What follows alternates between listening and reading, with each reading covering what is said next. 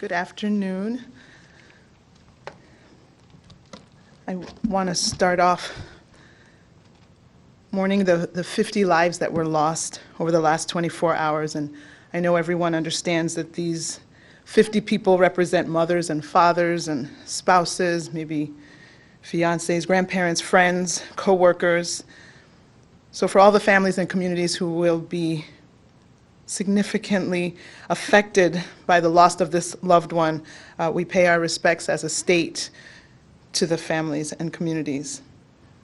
Along with those 50 lives lost, there were 1,980 new cases.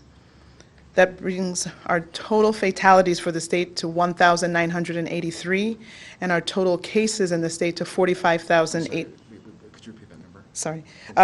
The total fatalities in the state to 1,983, and the total number of cases in Illinois to 45,883.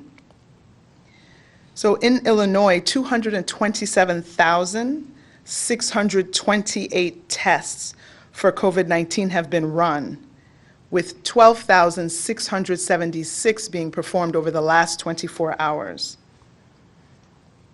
I think it's important to talk about the new symptoms that are associated with COVID-19. The CDC announced an official change in their symptoms just last week. Initially, the symptoms indicative of COVID-19 were fever, cough, and difficulty breathing. That was later amended to fever, cough, and shortness of breath and/or difficulty breathing. And now last week, it's been announced that there are 6 additional symptoms that are being seen in individuals with COVID-19. These symptoms include chills, repeated shaking with chills, muscle pain, headache, sore throat, and new loss of taste or smell. As our medical comprehension has advanced, we have seen more similarities in the presentations of the many victims of this disease. These symptoms may appear 2 to 14 days after exposure to the virus. Please remember that this is a novel coronavirus, and we continue to learn more every single day, and as we learn more, our guidance will continue to be updated. The guidance that remains unchanged, however, is the importance of staying home. If you have to go out, please wear a face covering.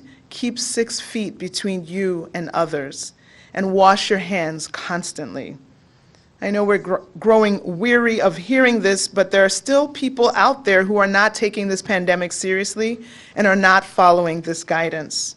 We must all do our part to get back to the sense of normalcy, which could be pushed back if all of us are not working in concert.